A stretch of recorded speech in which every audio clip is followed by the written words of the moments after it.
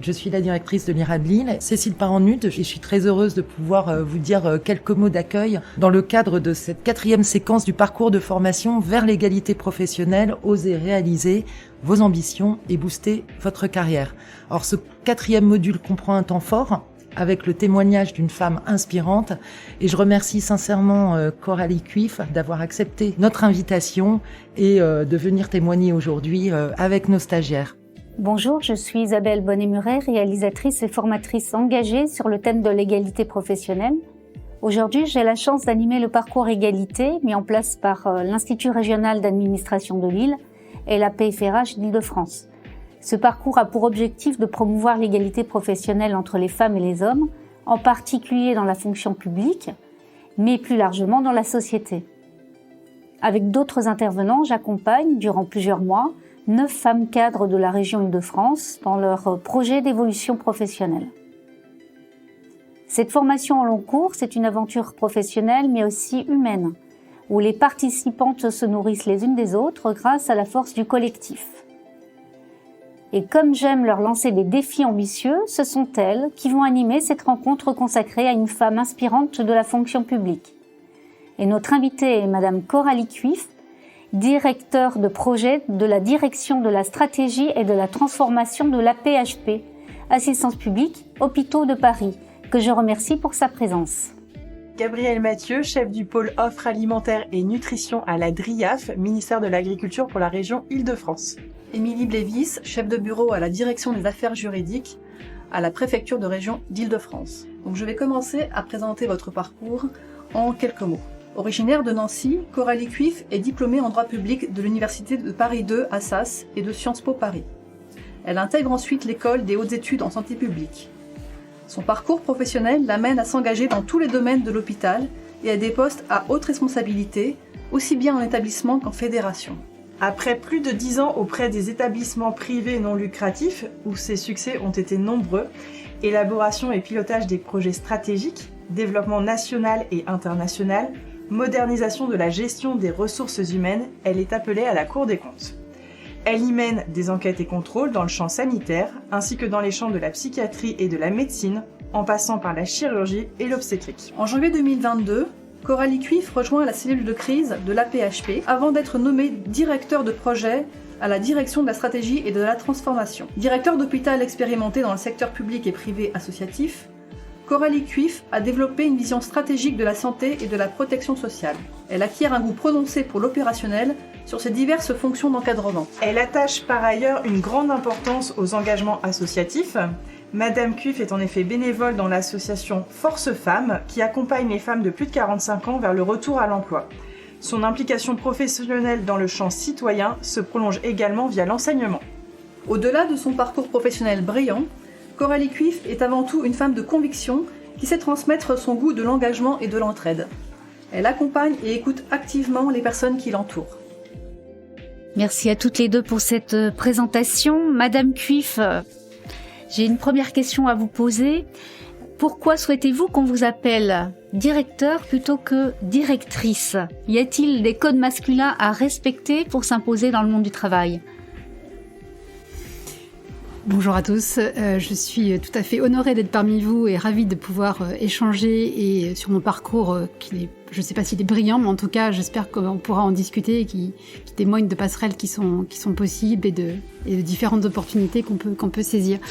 Alors pourquoi est-ce que je souhaite garder le masculin en fait dans ma description parce que alors, je sais que c'est plus du tout à la mode, effectivement, mais pour moi, ce sont des fonctions et j'ai toujours eu l'impression que le féminin, c'était un petit peu pour diminuer ou pour limiter les choses. Donc, moi, j'avais souhaité garder le masculin, ce qui d'ailleurs a été compliqué parce qu'à chaque fois que je mettais au masculin, on me remettait au féminin derrière.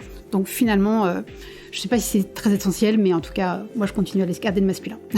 Quand j'ai écrit ma présentation, j'ai mis directrice et après j'ai corrigé, mais ça a été compliqué pour moi de mettre directeur. Voilà. Et une deuxième question, pourquoi avez-vous accepté notre invitation ?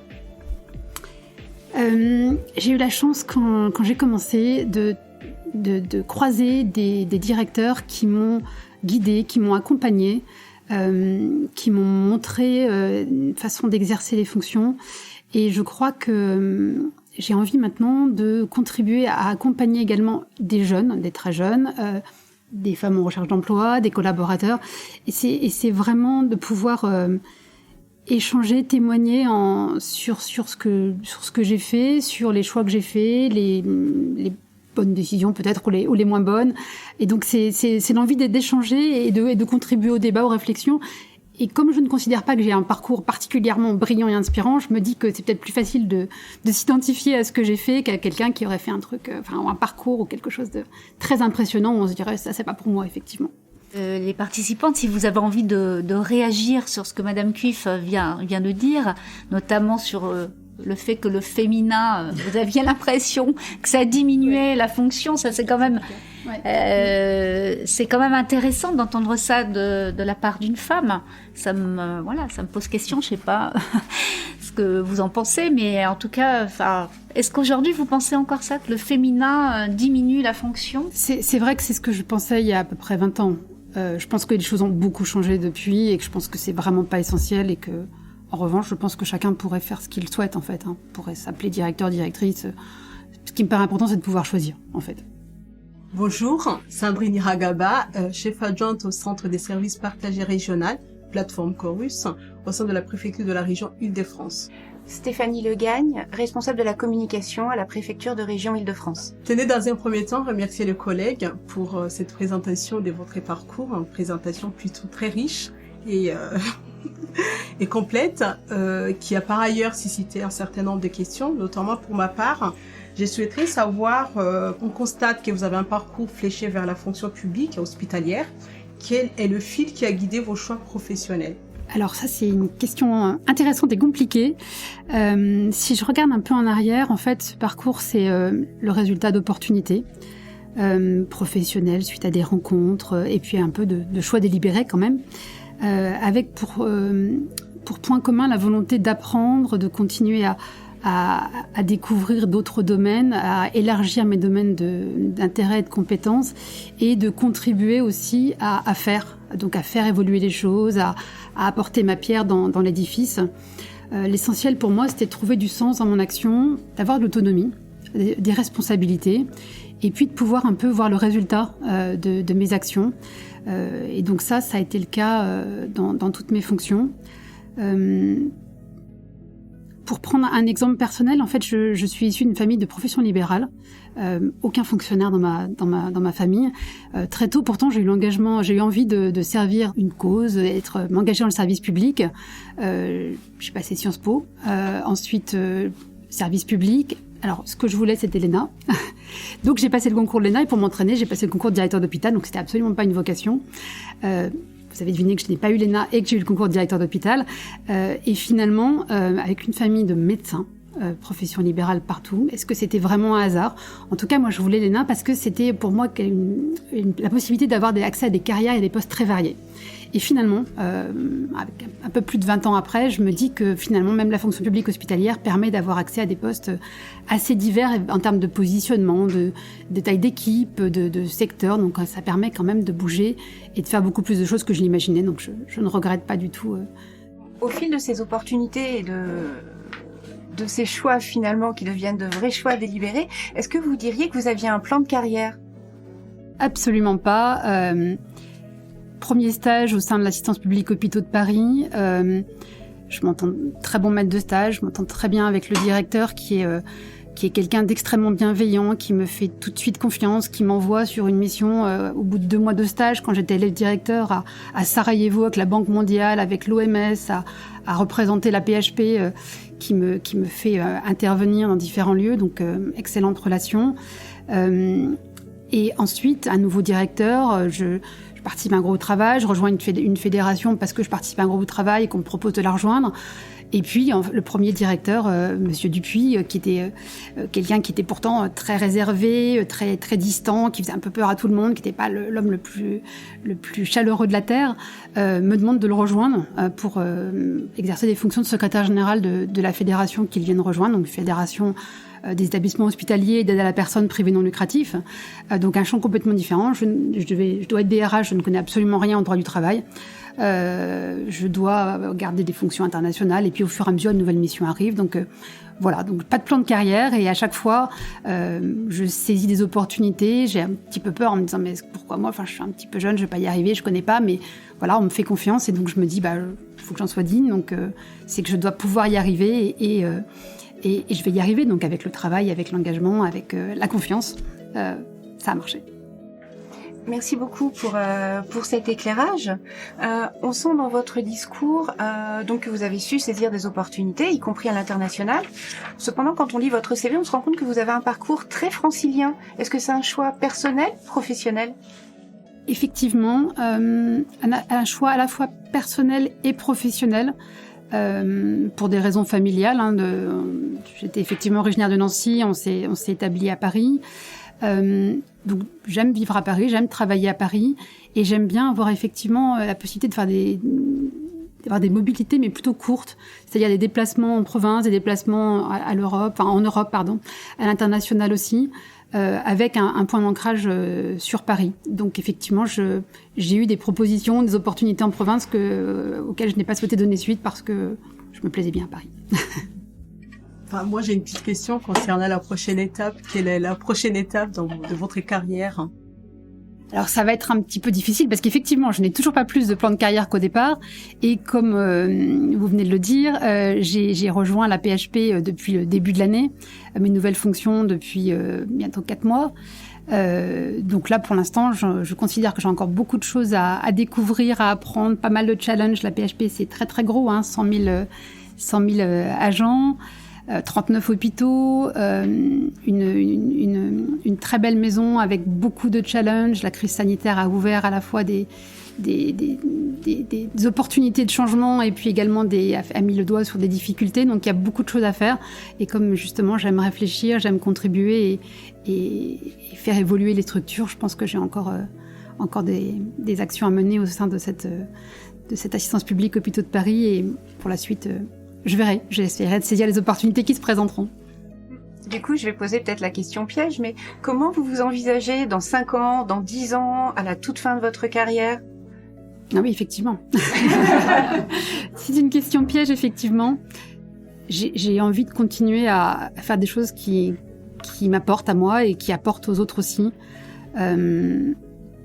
J'ai vraiment pas de plan de carrière. Et alors, peut-être si c'était ce que vous pensiez derrière votre question, j'ai pas un plan de carrière qui me conduise à me dire il me faut le poste d'après, il faut que je sois directeur général, il faut que je sois en haut. Cette ascension verticale ne me correspond pas en fait. J'ai eu des postes avec pas mal d'encadrement, de management, d'autres avec pas du tout, comme à la Cour des comptes ou à la Fédération hospitalière de France. Là, actuellement, je n'ai pas de management non plus. Alors c'est vrai que j'aime accompagner des équipes, j'aime accompagner, transmettre, faire évoluer, mais j'ai pas d'objectif que je me fixe comme ça. Je me dis que l'important c'est de toujours être motivé, continuer à apprendre, donc découvrir de nouveaux domaines, de nouvelles actions, et puis un peu m'amuser aussi dans ce que je fais. Voilà, avoir un côté un peu fun, voilà. La présentation de votre parcours qui nous fait un tout petit peu voyager, sans indiscrétion, quel âge avez-vous ? Aujourd'hui, 50 ans.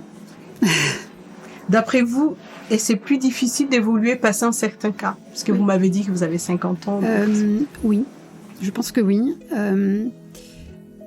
Alors, dans le secteur public, oui, parce que à la fois... C'est un peu compliqué, mais en fait, ce que je ressens moi, c'est que quand on a 50 ans, on a aussi 20 ans ou 25 ans de carrière, avec des expériences, des compétences, et donc quand on postule pour un poste, effectivement, il faut pouvoir trouver sa place dans l'organisation, et quand on a trop d'expérience ou de compétences, on imagine qu'on aura du mal à ne pas être à une fonction de direction un petit peu élevée, effectivement. Et donc c'est vrai que c'est pas forcément évident. C'est compliqué aussi dans le privé, parce que comme j'accompagne toujours des femmes en recherche d'emploi de plus de 45 ans, dans le privé il y a également la question du salaire qu'on n'a pas dans la fonction publique de la même façon en tout cas. Et donc avec les progressions de carrière et on atteint des paliers ou des seuils et on ne peut pas on peut vous proposer des postes à salaire inférieur, mais c'est quand même plus compliqué aussi. Oui, je trouve que c'est effectivement compliqué et qu'on a encore beaucoup de progrès à faire, surtout avec une date de retraite qui s'éloigne aussi progressivement. Il faut faire évoluer les mentalités. Parce qu'effectivement, moi j'ai toujours travaillé avec des équipes mixtes et je m'entendais très bien avec des personnes de 25 ans, de 60 ans, et pour moi l'âge n'a jamais été un vrai sujet, mais ça l'est encore, je trouve, dans beaucoup d'endroits. Projeté dans le futur, même dans un futur très lointain, on va repartir un peu en arrière, et feriez-vous les mêmes choix si vous débutiez votre carrière aujourd'hui, notamment par rapport aux évolutions de la place de la femme dans le monde du travail ? Est-ce que je ferais les mêmes choix ? Alors c'est une question que je ne me suis jamais posée. Je pense que oui, parce que j'ai trouvé beaucoup de plaisir dans mes différentes fonctions et je me suis jamais ennuyée, donc je referais les mêmes choix. Et pour moi, la place de la femme dans le cadre des fonctions que j'ai eues n'a jamais été un vrai sujet. En tout cas, j'en ai pas eu le souvenir. En préparant cette intervention, vous aurez peut-être des questions sur le plafond de verre, je l'ai pas ressenti dans le cadre des fonctions que j'ai eues jusqu'à présent. Et du coup, je vais me faire le porte-parole de mes collègues les plus jeunes, mais quels conseils vous pourriez leur donner à ces jeunes femmes qui débutent leur carrière aujourd'hui ? Alors, est-ce que ce serait... Alors, si elles sont effectivement très jeunes, c'est des conseils que je donne à ma fille, parce que j'ai une fille aînée qui a 22 ans, qui n'est pas encore dans la vie active, mais qui s'y prépare. Et je lui dis d'être vraiment à l'écoute des opportunités, d'être intéressée par un maximum de choses, et puis d'oser se poser des questions, oser poser des questions, s'intéresser, et puis ne pas douter de ses capacités, de ses compétences, et d'être capable de répondre à des sollicitations, d'intervenir, ou également de postuler à des fonctions sans se limiter ou sans se dire, comme le font souvent les femmes, je ne coche pas exactement toutes les cases, il y en a 9 sur 10, mais il n'y a pas la 10e, donc je peux pas y aller, en fait, je peux pas me présenter. Et c'est vrai que d'expérience en tant que DRH et également en tant que bénévole à Force Femmes, c'est des questions que ne se posent quasiment jamais les hommes. Comme il a été évoqué précédemment, on a bien constaté que vous êtes resté dans le milieu plutôt hospitalier. Est-ce que vous avez déjà pensé à vous réorienter, vous reconvertir dans un autre domaine, à changer des branches par exemple ? Oui, effectivement, c'est une question que je me suis posée. C'est en partie aussi pour ça que je suis allée à la Cour des comptes, parce que la Cour des comptes, il y a une chambre qui est sur le secteur santé, médico-social, sécurité sociale, mais il y en a 5 autres. Et donc l'opportunité de cette mobilité, c'était de pouvoir échanger avec des magistrats et des rapporteurs extérieurs de l'ensemble des secteurs, de la fonction publique d'État, la fonction publique territoriale, et d'avoir pas mal d'échanges. Et j'ai beaucoup échangé, j'ai regardé un petit peu les opportunités que je pourrais avoir à l'extérieur, et finalement je me suis dit que je trouvais encore beaucoup de sens dans le secteur de la santé au sens large, et que je pensais que je pouvais, de par à la fois toutes les compétences que j'ai acquises et les expériences, que je pouvais contribuer au parcours du patient, à l'expérience patient, être à la fois des fonctions de terrain et des fonctions de réflexion. Et donc, peut-être que je ferai un choix différent dans quelques années, mais aujourd'hui, je considère que c'est un secteur qui pour moi, qui me plaît, dans lequel je peux apporter, et dans lequel il y a encore beaucoup à faire. Oui, toutes les actions réalisées, de quoi êtes-vous la plus fière ? Question difficile aussi. Peut-être dans le cadre de mes fonctions à la FEA, puisque j'y suis restée pratiquement 12 ans, c'est d'avoir vraiment fait évoluer la notion d'équipe. Pour vous prendre un exemple, quand je suis arrivée au comité de direction, en fait, chacun parlait, mais personne n'intervenait sur les sujets des autres, donc il n'y avait pas d'équipe de direction, en fait. Il n'y avait pas d'équipe non plus entre les différents collaborateurs, puisque les collaborateurs de chaque équipe n'avaient pas le droit de parler aux collaborateurs de l'autre équipe. En fait, c'était une conception très très à l'ancienne. Et donc moi, j'ai dit tout de suite, mais à quoi ça sert une réunion de direction si on ne peut pas intervenir, si chaque intervention est conçue comme une critique ou une remise en question? J'en vois pas bien l'intérêt, autant faire des bilatérales avec le directeur général. Et puis avec les collaborateurs, avec différentes techniques, avec des groupes de travail, des petits déjeuners, une politique RSE qu'on a mis en place vis-à-vis des adhérents, mais également au niveau du siège. Tout doucement, on a réussi à faire évoluer ça. On a réussi aussi à faire venir des stagiaires. Quand je suis arrivée, il n'y avait jamais eu de stagiaires au niveau de la fédération. L'arrivée de stagiaires de tout profil a permis d'ouvrir aussi un petit peu cette maison qui était un petit peu fermée. Et donc, c'est l'aspect collectif. Et de voir les équipes qui travaillaient ensemble, qui réfléchissaient ensemble et qui étaient vraiment plus connectées au terrain. Et parce que je les ai aussi envoyés sur le terrain, parce qu'ils ne savaient pas ce que c'était qu'un établissement médico-social, ils ne savaient pas ce que c'était qu'un hôpital pour certains. Et de voir ce retour chez les collaborateurs et également chez les adhérents, oui, c'est effectivement c'est ce dont je suis le plus fière. On a bien compris cette fierté pour ces grands succès. Mais pour atteindre justement ces objectifs, est-ce que vous avez eu à surmonter des difficultés? Est-ce que vous avez été confronté à des échecs? Oui. Effectivement, je pense que vous le savez toutes, faire évoluer les mentalités, faire évoluer, on a toujours fait comme ça, c'est toujours pas pourquoi ça faudrait que ça change. Donc ça, effectivement, ça prend du temps, de l'énergie. J'avais essayé, par exemple, de monter une réunion pour l'ensemble des cadres une fois tous les 15 jours. On en a fait 3. Chacun disait ses points, il n'y avait pas d'interaction. En fait, ça n'a pas du tout marché. Donc j'ai essayé de proposer des moyens de contourner des petites choses en fait, pour des petits pas qui permettent de faire évoluer les choses et que chacun trouve sa place aussi dans l'organisation. Donc c'est effectivement, ça n'a pas pris un an, ça s'est fait progressivement, comme beaucoup de choses, quand il s'agit de faire évoluer l'humain et de changer les façons de faire. Et quels enseignements en avez-vous tirés? Je pense que ça correspond à ce que j'aime et peut-être à un de mes points forts, qui est effectivement de m'intéresser sincèrement aux autres, à les écouter, à comprendre, à aller sur le terrain, à comprendre les difficultés et à pouvoir essayer d'agir à mon niveau. Il y a une métaphore que vous devez connaître, que j'aime bien, c'est le rôle du colibri. C'est ce petit oiseau qui fait sa part, c'est un incendie de forêt. Le colibri, il se précipite, il va prendre de l'eau, il va verser l'eau sur l'incendie. On lui dit, mais qu'est-ce que tu fais là? Non, mais je fais ma part. Voilà, ce qu'il peut faire par rapport à cet incendie. Et donc, quand j'ai entendu cette histoire, cette belle histoire, je me suis dit, c'est moi. Je me sens très colibri, en fait. Bonjour Madame Cuif, je suis Pauline Bourdon, juriste à la direction des affaires juridiques de la préfecture de la région Île-de-France. Et Eva Osruy, chef de l'unité surveillance et environnement à la DRIAF pour le ministère de l'Agriculture, en Île-de-France aussi. Et on va vous parler désormais de votre rapport au pouvoir et à l'ambition. Donc une première question, selon vous, qu'est-ce que c'est faire carrière? C'est une question que je me pose pas. Je pense que la carrière, on la voit plutôt a posteriori en fait, quand on regarde un petit peu derrière soi et puis qu'on se dit voilà ce que j'ai fait, qu'on essaye de retrouver le fil rouge dans ce qu'on a fait effectivement. Mais c'est ma conception qui est un peu personnelle. Je pense que certaines personnes ont des projets de carrière, construisent leur carrière pas à pas et ont pratiquement leur carrière toute écrite au moment où ils commencent. C'est vraiment pas mon cas. Je l'ai dit, c'est plus des opportunités et des rencontres qui ont fait ce que j'ai fait jusqu'aujourd'hui et j'espère qu'il en sera de même pour la suite. Parfois, dans faire carrière, il peut y avoir une idée aussi d'un peu de savoir où on veut vraiment arriver à la fin et avoir une ambition et peut-être le pouvoir aussi. Et qu'est-ce que ça serait pour vous exercer le pouvoir? Exercer le pouvoir, alors j'ai une conception qui m'est très personnelle. Pour moi, c'est le pouvoir d'agir.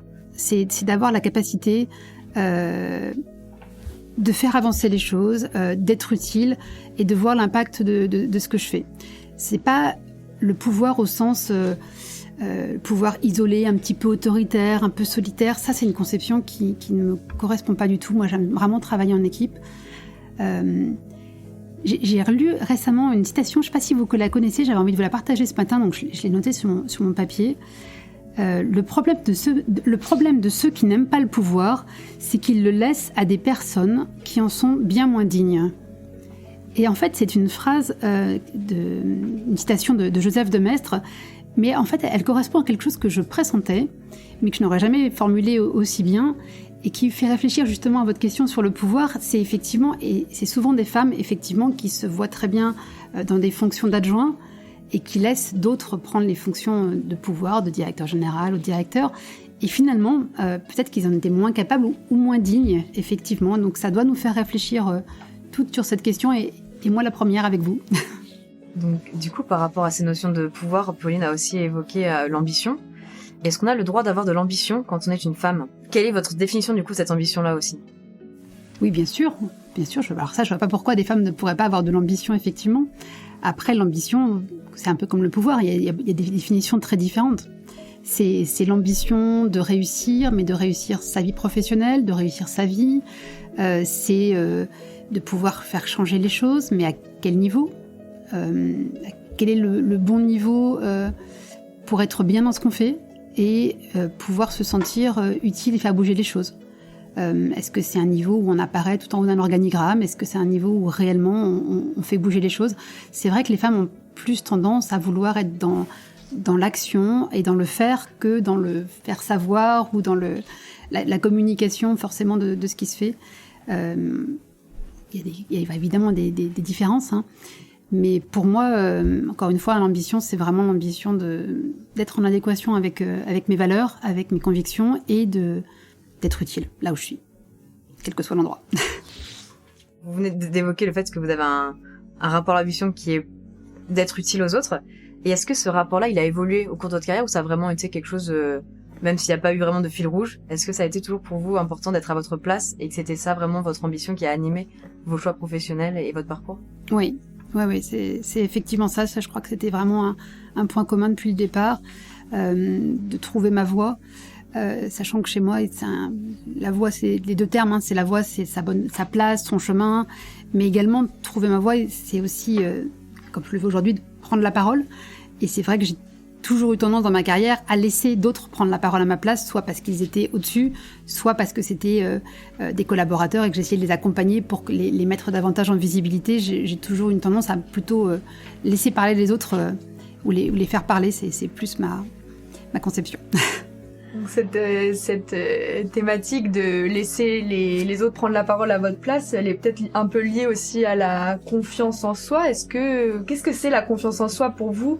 Et est-ce que vous en avez parfois manqué ? La confiance en soi, ça se fonde sur la capacité à connaître ses compétences et puis à pouvoir travailler sur des compétences qu'on n'a pas ou qu'on souhaite développer effectivement.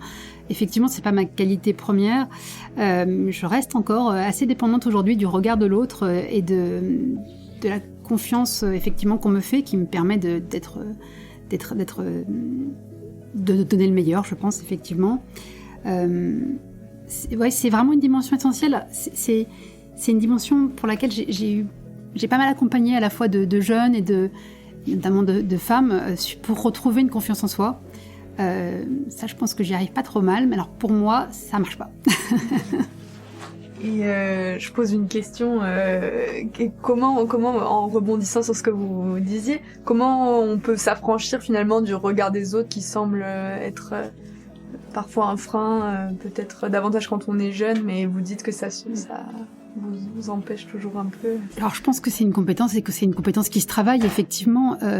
Alors peut-être que moi je l'ai pas assez travaillé parce que ayant eu la confiance très tôt d'un directeur, d'un deuxième directeur, d'un troisième directeur qui m'a vraiment donné beaucoup d'autonomie, beaucoup de liberté et ça a très bien fonctionné. J'ai peut-être pas assez travaillé cette dimension de confiance en soi effectivement, donc je le fais peut-être un peu plus maintenant.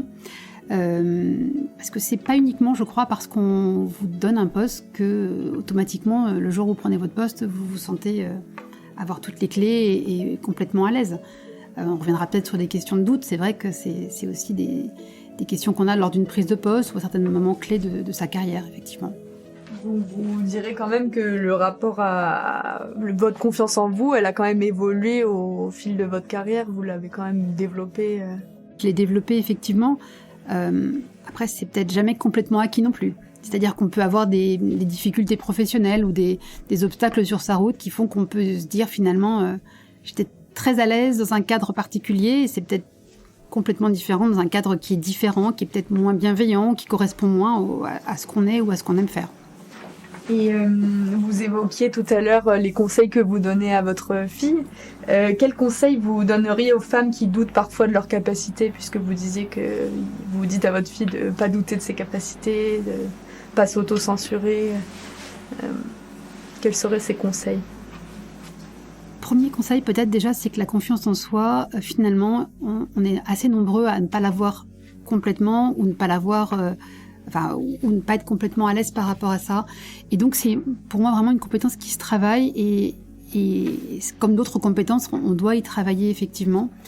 Et puis après, peut-être la théorie des petits pas, c'est-à-dire que il faut faire des petites choses qui nous mettent en confiance parce qu'on sait qu'on va y arriver dans un cadre plutôt bienveillant. Enfin, voilà, ne pas tout de suite se dire il faut absolument que je réussisse cette prise en parole en public devant un amphi complet si on n'est pas très à l'aise avec ça, mais se dire on va le faire dans un cadre restreint, on va le faire dans un cadre un peu plus ouvert et puis on va pas se mettre en difficulté forcément. On va chercher un cadre un peu bienveillant et pouvoir évoluer progressivement. C'est sans doute le côté progressif qui me paraît utile.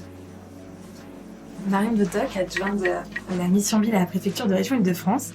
Alors, je voudrais maintenant aborder les obstacles, les freins que peuvent rencontrer les femmes au cours de leur carrière. On a parlé tout à l'heure, vous avez évoqué le plafond de verre. Vous dites ne pas avoir ressenti au cours de votre carrière des fonctions occupées le plafond de verre. Est-ce que vous pouvez développer cette idée et nous dire si vous avez rencontré d'autres freins, d'autres difficultés en tant que femme dans votre parcours? Effectivement, le plafond de verre, pour moi, si on a bien la même définition, c'est le fait que certains postes soient peu accessibles ou très difficilement accessibles pour des femmes. Parce que le milieu est soit très masculin, que c'est un peu difficile d'accès. J'ai pas eu ce sentiment. Alors peut-être que c'est la fonction publique hospitalière et qu'il y a peut-être pas mal de femmes déjà, et également dans le secteur associatif. J'ai jamais eu ce sentiment que je n'étais pas prise sur un poste parce que il y avait un plafond de verre que je n'arrivais pas à briser. En revanche, effectivement, des obstacles, j'en ai rencontré effectivement, notamment le fait que je ne souhaitais pas en fait transiger par rapport à mes valeurs, à mes convictions dans le cadre de l'exercice de fonction. Et puis, je pense que c'est moi qui n'ai pas souhaité aller sur certains postes, notamment de directeurs généraux, parce que il me semblait que ça impliquait trop de sacrifices et que je n'avais pas envie de faire, parce que j'avais envie de garder cet équilibre de vie que j'ai trouvé ou retrouvé à chaque étape de ma carrière, qui me permettait d'avoir une vie à la fois professionnelle épanouissante, mais également une vie personnelle, familiale, amicale, qui me satisfaisait. Donc c'est pour ça que je n'ai pas souhaité soit répondre à des sollicitations, soit accéder à ce type de poste. Mais il me semble que le choix venait de moi. Vous avez un parcours professionnel brillant, vous avez eu des postes à très haute responsabilité. Est-ce que vous avez parfois douté de votre légitimité? Est-ce que vous êtes toujours senti à votre place là où vous étiez dans votre parcours? Globalement, en termes de légitimité par rapport aux fonctions, oui. À ma place, pas toujours. J'ai été plus ou moins à l'aise dans mes fonctions, et notamment c'est en fonction de ce qui était attendu de moi. Ça correspondait pas forcément à ce que j'avais envie de faire et à ce à quoi j'étais vraiment, je pense, à l'aise. Il y a des fonctions qui me correspondaient moins, effectivement, dans ma carrière, ouais. Et notamment, pour prendre l'exemple des fonctions à la Cour des comptes, c'était des fonctions extrêmement intéressantes, où on côtoie des gens très intéressants, un positionnement tout à fait nouveau sur le système, mais la posture pour moi de contrôle, d'enquête et de contrôle ne correspond pas en fait à ce que j'aime vraiment faire. Je suis beaucoup plus à l'aise dans l'identification des bonnes pratiques, la diffusion, la promotion de l'innovation, des bonnes idées, plus que dans le contrôle qui consiste à mettre le doigt un petit peu sur ce qui ne va pas pour le faire progresser. Non, donc la dynamique est très positive et indispensable, mais ça me correspond moins. Est-ce que vous diriez que vous êtes auto-censurée à un moment donné dans votre parcours professionnel en tant que femme? Oui, à beaucoup de reprises. Alors, je ne sais pas si c'était en tant que femme, en tout cas, oui. Pour candidater sur certains postes, et même pour accepter un poste de directeur général adjoint qui m'était proposé, et je me disais, mais qu'est-ce que ça va apporter au système, en fait? Donc, c'est pas forcément utile pour le système, donc voilà, si c'est pour ajouter une ligne à mon CV, c'est pas indispensable. Et puis très souvent, je me suis auto-censurée pour prendre la parole à l'extérieur, pour intervenir. Effectivement, j'avais toujours de très très bonnes raisons de laisser intervenir d'autres personnes à ma place. Dans les freins à la carrière des femmes, il y a également des fois le sexisme qu'on peut rencontrer dans notre parcours professionnel. Avez-vous déjà été confrontée au sexisme et vous souvenez-vous d'un moment en particulier ? Oui, assez peu. J'ai effectivement un exemple qui me vient.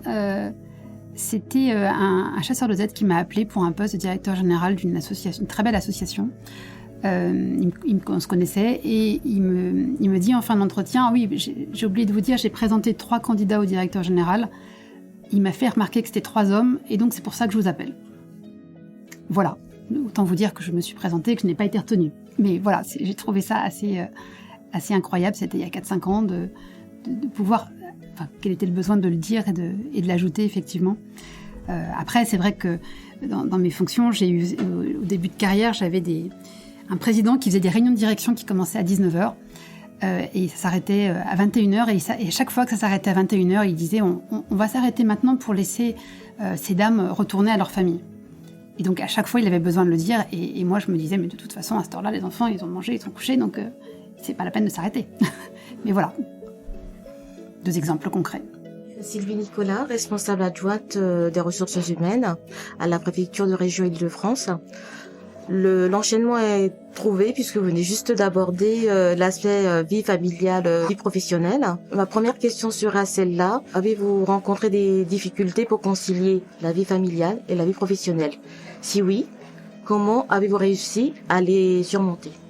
Je crois que chacun est confronté à ce type de difficultés. Moi, j'ai pas le sentiment que ça a été un obstacle pour moi dans le cadre de ma carrière. C'est vrai qu'à chaque fois que je partais à l'étranger, j'avais toujours un enfant qui était soit malade, soit qui avait un accident. Donc je me suis dit que ça s'était fait exprès, effectivement. J'ai eu des problèmes de garde comme tout le monde. C'est vrai que en préparant ce podcast, j'en parlais avec ma fille hier soir et elle me disait que, mais souviens-toi, pendant ton 3e congé maternité, donc j'étais secrétaire générale de la FEAP et je venais toutes les semaines en fait, même pendant mon congé maternité parce que je n'étais pas remplacée et qu'il y avait des besoins. Et elle me dit mais tu te souviens bien, tu nous laissais nous les 3 enfants avec le bébé qui avait 2 mois dans ton bureau assis par terre avec ton ordinateur, on regardait le livre de la jungle, ça reste des bons souvenirs avec des collègues qui pouvaient passer. Donc voilà, je ne m'en souvenais absolument pas, mais elle me dit ah non c'est des bons souvenirs effectivement. Voilà, donc et puis sinon ce qu'elle me disait aussi, mais tu sais, on n'aurait pas aimé avoir une mère qui soit là tous les soirs à 4h30 à nous dire qu'est-ce que t'as fait à l'école, qu'est-ce que t'as mangé à la cantine. Donc finalement quand on avait des mères au foyer, ça m'inspirait absolument pas, mais elle a ajouté voilà, pour les moments importants t'as toujours été là. Tous les moments qui comptaient, effectivement, tu étais présente pour les spectacles, pour les sorties, voilà. Donc, ce travail, les différentes missions que j'ai eues m'ont permis de m'organiser, d'avoir une souplesse comme dans l'organisation pour être là sur des créneaux ou des moments importants. Je vais rebondir en introduction, vous parliez de votre famille qui était pas du tout dans le milieu dans lequel vous avez évolué, et du coup c'était plus pour savoir finalement comment votre environnement familial a pu influencer votre choix. Donc je vais un peu expliquer, est-ce que finalement vos parents vous ont toujours incité à faire des études, est-ce que finalement aussi la femme qui travaille c'est des éléments qui ont bercé votre enfance, est-ce que vous avez été finalement poussé vers les études et puis après la prise de fonctions importantes pour la société du coup? Oui, effectivement, j'ai eu la chance d'avoir effectivement 2 parents qui travaillaient, 2 parents qui étaient médecins, profession libérale, donc je me suis pas posé de questions, effectivement. J'ai fait des études, je n'imaginais pas ne pas faire d'études, en plus j'avais plutôt des facilités sur le plan scolaire. La question ne s'est pas posée. C'est vrai que je suis d'accord avec vous, ça dépend vraiment du milieu familial. Après, effectivement, le choix de la fonction publique, ça n'allait pas de soi, effectivement. C'est effectivement des rencontres de personnes qui m'ont ouvert cette voie que je ne connaissais même pas. Je ne savais pas ce que c'était que Sciences Po. Donc c'est effectivement des rencontres, mais le milieu familial a beaucoup joué pour la poursuite des études, en fait. Je me permets d'intervenir, c'est assez intéressant l'effet miroir, puisque Gabriel qui vous a posé les questions a aussi ses 2 parents médecins, mais les parcours, Gabriel n'a pas choisi le monde médical, mais la fonction publique, l'engagement. Vous semblez être une femme très occupée. Avez-vous du temps pour vous ? J'essaye de trouver un peu de temps pour moi, parce que je pense que c'est important, parce que la vie professionnelle elle est longue. il faut tenir à distance, effectivement, à court terme, mais également sur le long terme. Et c'est important de pouvoir se ressourcer, de pouvoir prendre un peu de recul, pouvoir réfléchir à la fois aussi bien pour les fonctions qu'on a aujourd'hui que pour les fonctions futures. Et puis, j'ai toujours gardé du temps également pour l'enseignement, la formation, l'accompagnement, des activités bénévoles. C'est important et ça participe au fait de me ressourcer. Et puis là, aujourd'hui, j'essaie de trouver un petit peu de temps pour les activités sportives. Dans toutes les fonctions que j'ai eues, j'ai toujours été assez libre de m'organiser. Alors, il y avait une charge de travail importante, mais une capacité à partir plus tôt si besoin, à commencer plus tard si besoin, à avoir du temps également le soir pour des activités extérieures. Je crois que je suis assez efficace dans mon travail. Et je pense que, et ça je l'ai beaucoup vu dans le cadre de mes déplacements en Europe, beaucoup de nos collègues européens considèrent que quand on reste 10 heures à son bureau, c'est qu'on n'est pas efficace en fait. C'est qu'on ne sait pas travailler, c'est qu'on ne sait pas s'organiser. Et moi j'ai beaucoup vu ça et entendu ça et je me suis dit c'est pas forcément le dernier qui éteint la lumière le soir qui est le plus méritant ou le meilleur collègue. Et donc je pense que et de plus en plus là il faut pas avoir ce sentiment de se dire voilà on n'a pas fait nos 8 heures, nos 10 heures, on n'a pas travaillé comme des dingues et donc on n'est pas un bon professionnel. Je pense que c'est pas vrai et je pense qu'il y a beaucoup de choses qu'on peut faire aussi en réfléchissant soi-même et en dehors du cadre strict et des horaires stricts de travail. Auriez-vous des conseils à nous donner pour garder du temps libre? Ça dépend de ce que vous voulez. Si c'est effectivement du temps pour faire d'autres activités, je pense que maintenant il y a quand même pas mal de formations sur l'organisation du travail, sur savoir gérer ses priorités. Je pense que ce qui est vraiment important, c'est de réfléchir à ce qui est prioritaire et ce qui est important. Parce qu'il y a beaucoup de choses finalement qu'on fait soit par habitude et qui ne sont absolument pas prioritaires ou alors qui ne sont pas très importantes. Donc si on arrive à avoir une grille de lecture, de commencer par le prioritaire urgent et puis ensuite, prioritaire et important, pardon, et puis de poursuivre avec des choses qui sont peut-être moins prioritaires ou moins importantes, essayer de voir un petit peu le poids des différentes actions et de mettre l'accent sur pas forcément ce qu'on aime faire ou ce qu'on est le plus à l'aise à faire, mais par ce qui est prioritaire. Et qu'est-ce que vous faites en dehors du travail? Qu'est-ce que vous avez comme activité, par exemple? En dehors du travail, des activités donc bénévoles, Force Femmes, l'Association française des aidants, pour laquelle je suis assez investie dans les aspects de communication et de ressources humaines. Je participe à différents cercles, un cercle des femmes de santé, qui s'est créé il n'y a pas longtemps, qui permet en fait justement, l'objectif c'est de mettre en lumière les femmes qui travaillent dans le secteur de la santé pour qu'elles prennent un peu plus la parole dans les médias, dans différents cercles. J'écoute pas mal de podcasts parce que je trouve ça assez intéressant avec des modèles ou des femmes qui peuvent être inspirantes souvent. Laurence Galmiche, adjointe à la chef de section formation régionale ici à la préfecture de la région Île-de-France. Nous allons évoquer donc la question de la transmission avec ma collègue Émilie. Donc en sujet de la transmission, je voulais savoir si vous avez évoqué tout à l'heure des rencontres qui vous avaient aidé, mais est-ce que par ailleurs vous avez un modèle inspirant dont vous pourriez nous parler, si oui lequel et pourquoi? Un modèle inspirant, c'est en fait un modèle assez proche de moi. Peut-être que ça me correspond plus qu'une femme extrêmement connue, donc c'est quelqu'un que vous ne connaissez pas. Il s'agit d'une collègue que j'ai eue à la FEAP qui s'appelait Florence Leduc et qui était quelqu'un extrêmement bienveillant, engagé pour le service public au sens large, puisque c'était pas la fonction publique, au service des personnes les plus vulnérables, donc les personnes âgées, handicapées, malades, en difficulté sociale, et qui a consacré vraiment toute sa carrière à apporter effectivement à ces personnes, tout en apportant effectivement à tous les collaborateurs qu'elle a eus, des plus jeunes ou moins jeunes. Et pour moi, c'était un modèle, et elle m'a également aidé à habiter mon poste de secrétaire général, à l'incarner, à endosser un peu le costume, ce qui n'était pas évident non plus au démarrage.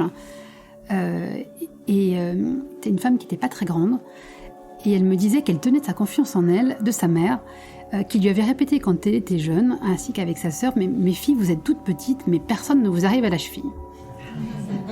Et elle m'avait dit, quand on a une mère comme ça, après, on peut tout faire, et on a une confiance en soi qui ne peut jamais qui ne peut jamais se démentir, quels que soient les obstacles sur son parcours. Et donc c'est cette personne qui m'a effectivement inspirée. Donc ça enchaîne un petit peu, ça reprend aussi la question suivante que je vais vous poser. On a évoqué aussi tout à l'heure votre engagement bénévole pour aider des femmes de plus de 45 ans dans le retour à l'emploi. Ma collègue vient de vous poser aussi la question de vos activités. Vous avez évoqué aussi d'autres engagements. Est-ce que vous avez certains engagements auprès de femmes dont vous vouliez nous faire part, dont vous pourriez nous faire part ? Le vrai engagement auprès de femmes, c'est celui au niveau de l'association Force Femmes. En fait, j'étais DRH pendant 12 ans. Et dans mes fonctions de DRH dans le privé, j'avais souvent pour chaque poste diffusé beaucoup de candidates. De candidats et beaucoup plus de candidates compte tenu du secteur. Et j'éprouvais en fait une frustration à ne pas pouvoir leur faire un retour sur ce qui n'a pas fonctionné pendant l'entretien, sur la candidature, et notamment une très grande différence entre les femmes et les hommes. Les hommes sachant beaucoup mieux se vendre que les femmes qui étaient plutôt à mettre le doigt sur la limite. Ah ouais, justement, vous savez, je n'ai pas telle qualité ou je n'ai pas telle fonction. Et donc j'ai découvert par hasard cette association et je me suis dit que par ce biais, je pourrais avoir une fonction totalement bénévole, désintéressée, pour faire comprendre à des femmes ce qu'on voit de l'autre côté, en fait, leur faire un feedback sur leur candidature. Et c'était une dimension assez polyvalente, puisque c'est à la fois sur un retour à l'emploi, ça va du CV, à la de motivation, à la façon de rappeler pour un entretien, à également comment les préparer pour des entretiens, mais vraiment sur la confiance en elles. Et c'est souvent des femmes de plus de 45 ans, donc elles ont travaillé en général pendant 20 ans. Beaucoup d'entre elles sont cadres, ont tout donné pour leur travail. Et il se trouve qu'il y a une erreur de parcours, il y a quelque chose qui ne va pas. Soit il y a un licenciement, soit une rupture conventionnelle, souvent des problèmes familiaux, un divorce, un problème de santé. Et à ce moment-là, tout s'arrête. Elles se disent, c'est pas grave, je vais faire une pause. Je vais prendre du temps pour moi, 6 mois, 1 an. Et finalement, à chaque fois qu'elles postulent sur un poste, on leur dit, mais vous êtes trop âgé, vous êtes trop cher, trop âgé, trop... Et donc, elles se trouvent à perdre toute confiance en elles.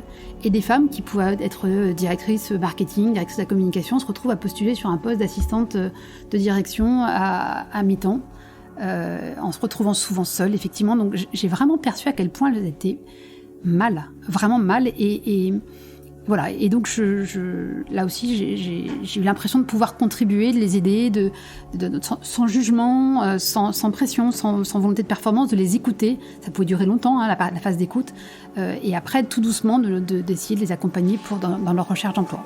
Ça me parle particulièrement, je vous remercie pour cet engagement. J'ai une dernière question. Vous avez évoqué, donc vous avez 3 enfants, oui, dont une fille, mais que ce soit fille ou garçon, dans votre façon d'élever vos enfants. Est-ce que vous les avez éduqués en ayant un focus particulier sur cette égalité homme-femme ? Est-ce qu'avec vos filles particulièrement, vous avez essayé, vous l'avez un petit peu évoqué avec votre fille en disant que vous avez essayé de lui donner confiance en elle, mais dans leur petite enfance aussi, est-ce que vous avez été vigilante sur cette question d'égalité homme-femme dans l'éducation de vos enfants ? Oui, effectivement, je parle plus de ma fille parce que c'est ma fille aînée, donc elle est déjà étudiante. Effectivement, j'ai 2 garçons.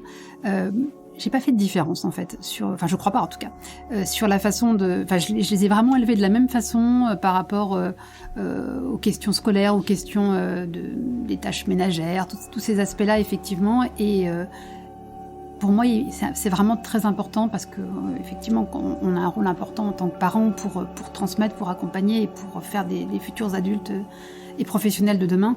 Et donc vraiment, moi, pour moi, ça allait de soi et j'ai vraiment traité les enfants de la même façon et préparé de la même façon pour la vie d'adulte et la vie professionnelle également.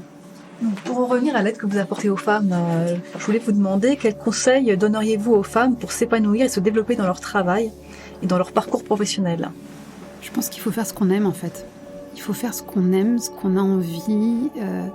Il faut vraiment chercher un domaine dans lequel on se sent bien, on s'épanouit, on sent qu'on peut apporter aux autres. Et je pense que quand on a quand on ressent ça, on est bien dans ses fonctions et donc on donne le meilleur de soi-même et on fait vraiment avancer les choses. Je pense que c'est vraiment le goût, l'envie qui motive chacun. Pensez-vous qu'il soit possible d'arriver à une égalité réelle entre les hommes et les femmes et comment ? est-ce qu'on pourra arriver à une égalité réelle ? Peut-être un jour. On n'y est pas encore complètement, effectivement, et c'est vrai que cette période de crise sanitaire et de confinement a plutôt montré des périodes de recul pour beaucoup de femmes qui se sont trouvées à tout gérer aussi. Il faut que les femmes continuent d'évoluer aussi. Je l'évoquais aussi. Pour prendre mon exemple personnel, c'est vrai que j'ai tendance à penser que je peux tout mener de front, que je peux mener la vie professionnelle, personnelle, amicale, associative. Et je veux dire, et après, je vais me plaindre de la charge mentale qui est réelle, effectivement. Mais je pense qu'on doit aussi apprendre à davantage déléguer dans la vie professionnelle, mais également dans la vie personnelle. Et puis, pas toujours croire qu'on est une Wonder Woman et qu'on peut tout gérer et tout faire aussi. Je pense que ça doit venir de nous également.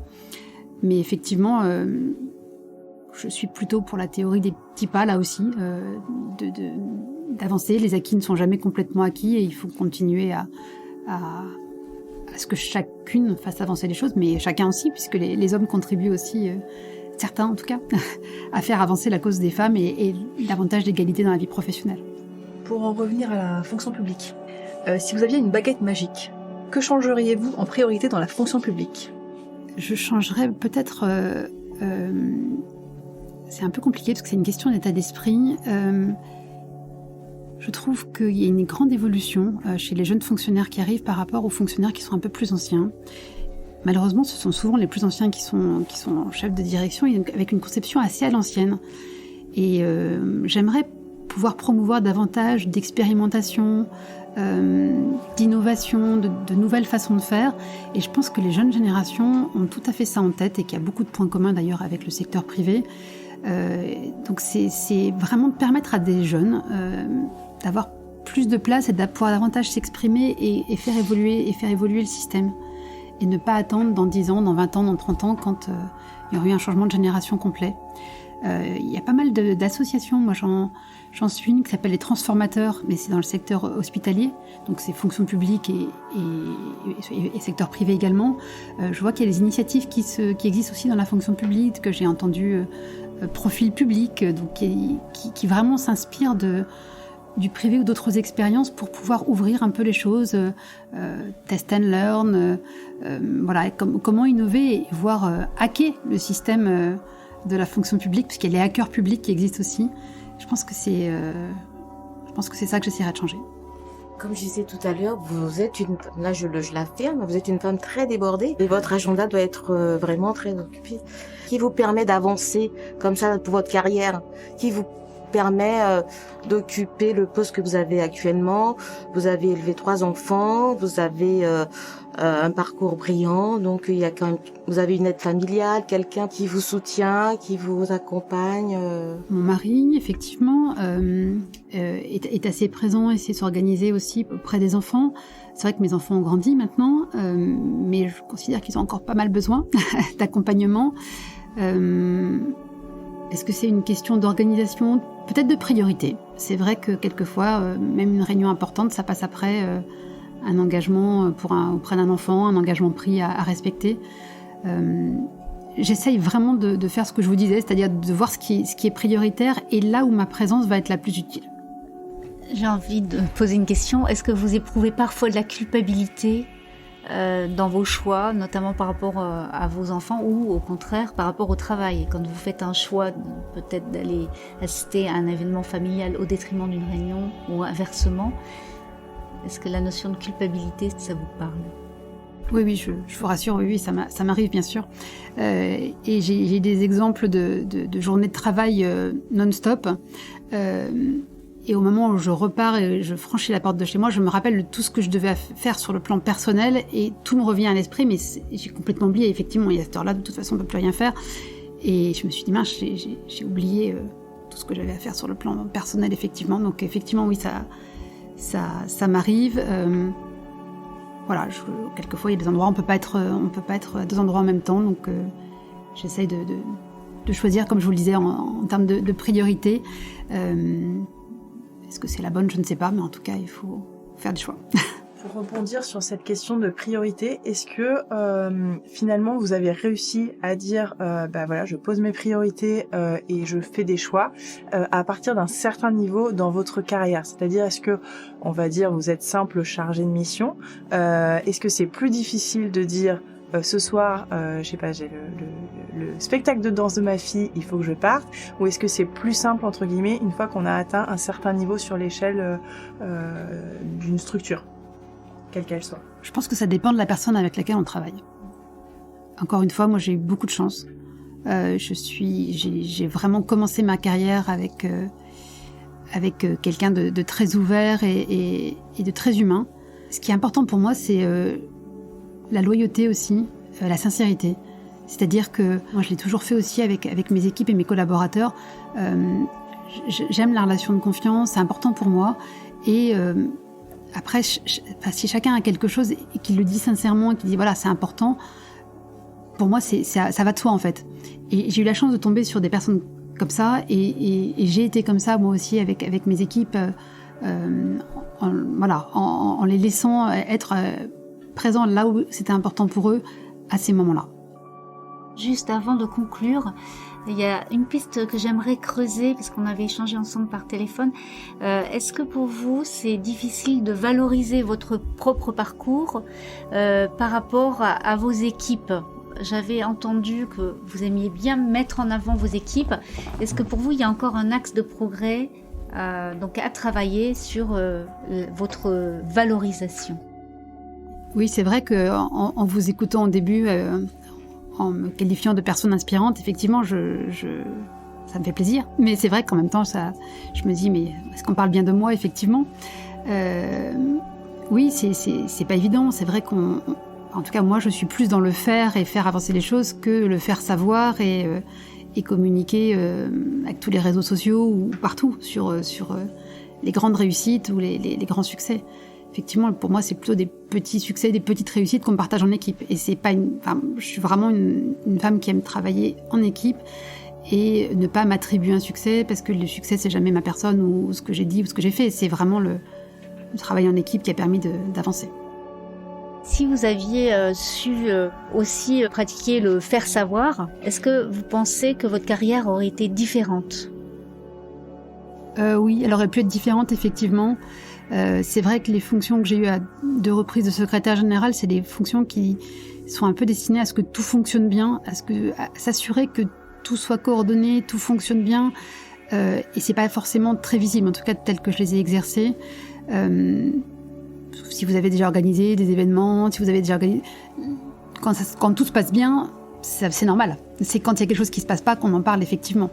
Donc effectivement, j'aurais pu, je pense, avoir d'autres propositions, d'autres sollicitations et même d'autres éventualités si j'étais davantage visible en termes de prise de parole à l'extérieur, en termes de mise en valeur de ce que j'étais, de ce que je faisais, effectivement. Je l'ai pas souhaité. Est-ce que je le ferais différemment aujourd'hui?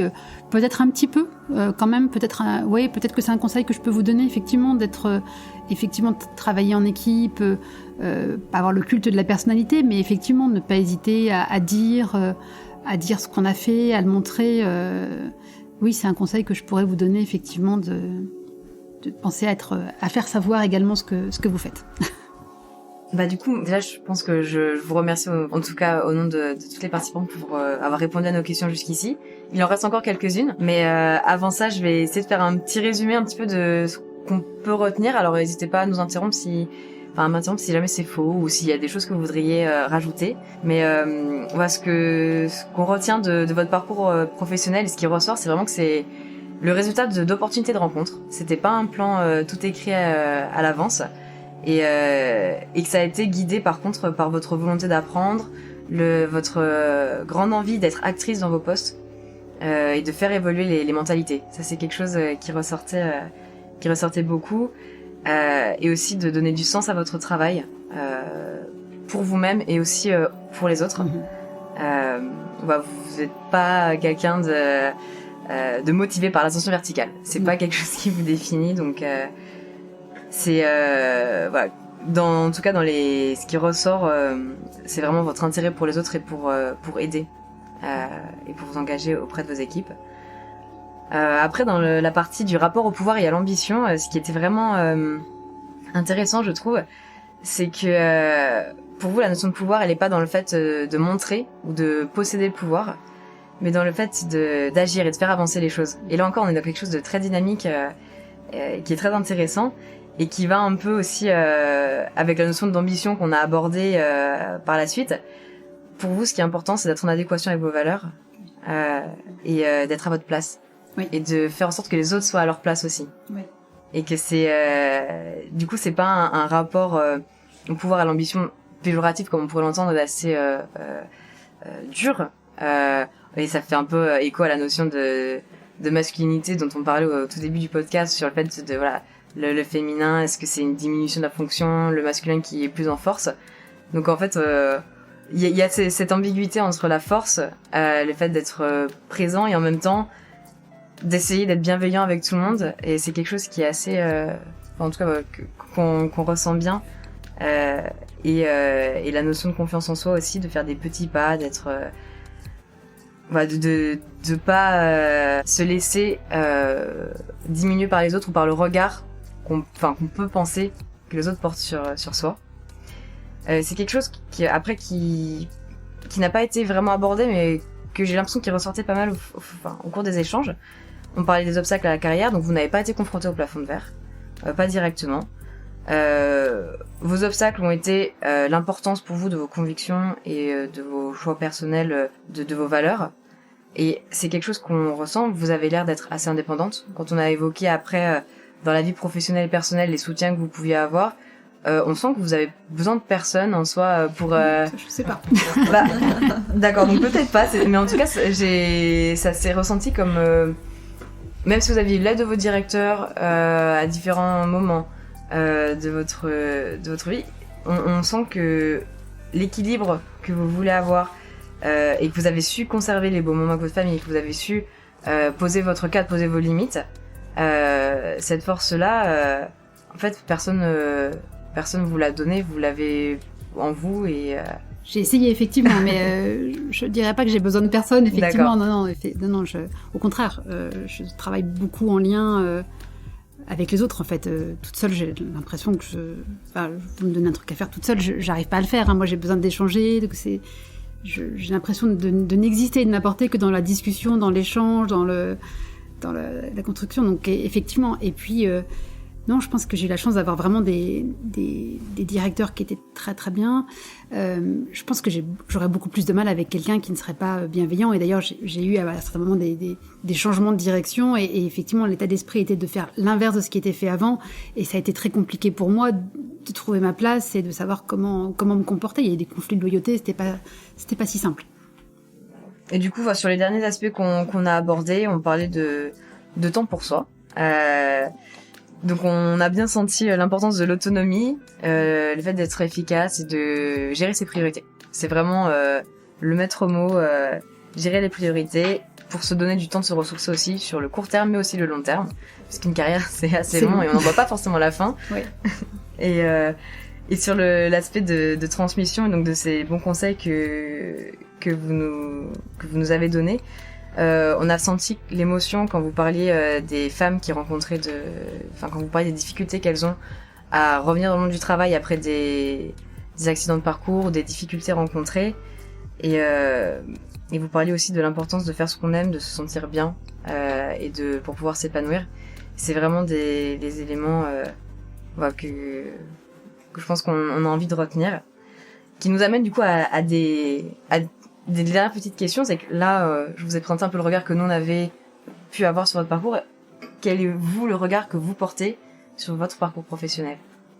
Et est-ce que si vous avez des regrets, vous souhaitez nous en parler ou les partager? Quel regard j'ai sur mon parcours? C'était une suite d'expériences intéressantes, complémentaires, avec différents points de vue sur le système, différentes manières d'agir. Ce que j'ai appris sur moi, c'est que j'aimais beaucoup plus les postes en équipe, en fait, que les postes seuls sur des dossiers, ça me correspond beaucoup moins. Je ne suis pas non plus dans l'expertise en termes de dossiers. Ce que j'aime vraiment, c'est plus une posture en fait de chef d'orchestre, de veiller à ce que chacun soit à sa place, contribue, ait du sens. Ça me correspond davantage. Le secteur de la santé continue à me porter. Et c'est vrai que c'est un élément qui permet d'expliquer aussi ce que vous venez de dire. C'est vrai que quand on commence comme jeune directeur à l'hôpital, on a des dossiers, on se dit oh là, j'ai des choses très très urgentes, compliquées, et puis on croise dans l'hôpital un brancard avec quelqu'un qui est en situation très très délicate, on croise un enfant, voilà, et ça permet, je pense, de réfléchir à ses priorités aussi, le côté santé, les TTU très très urgents, les très très très urgents, non, l'urgence c'est l'urgence de vie ou de mort à l'hôpital, c'est pas l'urgence administrative, donc ça permet aussi de prendre un peu de distance. Et la question, je l'ai évoquée très rapidement, la question de ma participation à l'Association française des aidants, c'est une très belle association. Les aidants, en fait, c'est toutes les personnes qui aident quelqu'un à un moment de la vie. On est presque 10 millions à un moment de sa vie à aider une personne malade, âgée, handicapée, etc. Et c'est vrai que la plupart du temps, ce sont les femmes qui sont aidants de leur mère, de leur enfant, etc. Et c'est vrai que c'est une posture dans laquelle on se trouve parfois assigné en tant que femme de dire si ta mère devient âgée, trouver une solution, prendre en charge, accompagner, etc. Très souvent, on se tourne vers la femme aussi. Et donc, à des moments de la vie, ça peut être aussi une charge et compliquée à concilier. Donc, c'est une question qui a beaucoup évolué en 10 ans. Il y a beaucoup de textes qui sont sortis. Mais ça reste très compliqué sur le plan psychologique parce que c'est vraiment... on est assigné à aider. Et si on ne le fait pas, c'est qu'on est une mauvaise fille, une mauvaise mère. Et donc, il y a un jugement social qui reste très important pour les femmes. Et c'est un beau sujet à investir également et des questions à se poser au sens personnel parce qu'on n'est pas assigné à aider. On ne doit pas être forcément dans cette posture aussi. Donc, c'est un autre engagement qui m'a fait réfléchir sur ces sujets et pour lesquels il y a vraiment encore pas mal de choses à faire bouger pour les femmes. Du coup, j'entends qu'il n'y a pas vous n'avez pas de regrets sur votre carrière au final, ou de choses que vous n'auriez pas faites, que vous auriez voulu faire, ou des loupés, ou ce genre de choses. Effectivement, vous avez bien fait. J'étais en train de me demander si j'avais répondu à l'ensemble de la question. J'en étais plus sûre du tout. Des regrets... peut-être, si c'était à refaire, je suis restée 12 ans à la FEAP. C'est la Fédération des établissements hospitaliers et d'aide à la personne privée à but non lucratif. En binôme avec le directeur général qui est parti en retraite. À ce moment-là, le président m'a demandé d'assurer la transmission avec le nouveau directeur général. Et ça s'est pas très bien passé parce qu'en fait, il avait envie de changer de son équipe, de renouveler, de changer les choses. Et si c'était à refaire, je serais partie en même temps que le directeur général parce que cette période était assez inconfortable et ça a été très compliqué pour moi sur les questions de la loyauté. Envers qui être loyal, envers l'institution, envers le président, envers l'ancien directeur général, le nouveau. Et j'ai vraiment eu des questions de conflit de loyauté qui ont été compliquées à gérer. Donc là aussi, j'ai voulu être utile, faire ce qui était demandé, faire ce qui apportait, faire cette transmission. Si c'était à refaire, je le referais pas. Du coup, là, vous évoquiez la loyauté. On sent que ça fait écho à l'importance des valeurs que vous aviez évoquées précédemment. Et je dérive un petit peu, mais est-ce qu'il y a une qualité que vous avez senti développer plus particulièrement au cours de votre carrière, ou une qui vous a été particulièrement utile? Effectivement, des qualités je pense de sincérité, de loyauté, ça me paraît important pour avoir une relation de confiance dans le cadre personnel et professionnel. Si je dois en choisir une ou deux, je dirais celle-là. Je vais vous demander encore de choisir du coup entre quelques mots ce que vous retenez de votre carrière et de vos expériences. En 3 grandes idées, 3 mots-clés par exemple. 3 mots. Sens, autonomie, impact. Alors, du coup, ça m'amène à poser une question. Pourquoi ces 3 mots-là ? Ce sont aujourd'hui, et si je regarde en arrière, les 3 points clés qui me motivent à choisir une fonction. Comprendre, avoir du sens, que cette fonction ait du sens pour moi, avoir suffisamment d'autonomie dans mes fonctions pour pouvoir un peu décider la marge de manœuvre, avancer, et avoir un impact, c'est-à-dire voir le résultat de ce qu'on fait, que tous les jours on puisse voir qu'on a apporté sa petite pierre et que ça produit des résultats. Merci. Et du coup, la dernière question à vous poser, c'est qu'est-ce que vous souhaitez que nous retenions, que nous conservions de l'échange qu'on vient d'avoir aujourd'hui ?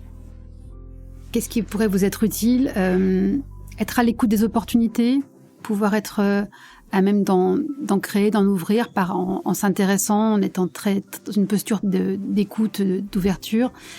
Et puis, peut-être que c'est finalement beaucoup plus ouvert qu'on l'imagine, les carrières, les parcours. Avoir un plan de carrière si ça vous correspond, mais également rester à l'écoute et disponible pour des opportunités et ne pas hésiter, en tout cas, à candidater, à postuler, à oser. Vous serez capable de le faire si vous vous plaisez, si l'ambiance, vous correspond, si vous y trouvez à l'aise, vous serez capable de le faire. Quel que soit l'enjeu, le challenge, si ça vous motive, si vous en avez envie, vous trouverez les ressources en vous pour acquérir des compétences que vous n'avez pas ou pour les développer. Faites-vous confiance. Alors, Madame Coralie Cuif, je vous remercie chaleureusement pour votre intervention qui a été passionnante. Merci également aux participants de ce parcours de formation dont vous avez pu entendre les questions. Eva Austruy, Émilie Blévis, Pauline Bourdoncle, Marion De Toc, Laurence Galmiche, Sandrine Iragaba, Stéphanie Legagne, Gabriel Mathieu et Sylvie Nicolas. Je remercie également l'Institut régional d'administration de Lille et la PFRH d'Île-de-France pour l'organisation de cet événement. Je remercie chaleureusement les auditeurs pour l'écoute de ce podcast, réalisé par le studio Flamboyance. Je vous invite à en parler autour de vous et à partager cette fantastique rencontre auprès de toute personne qui cherche l'inspiration.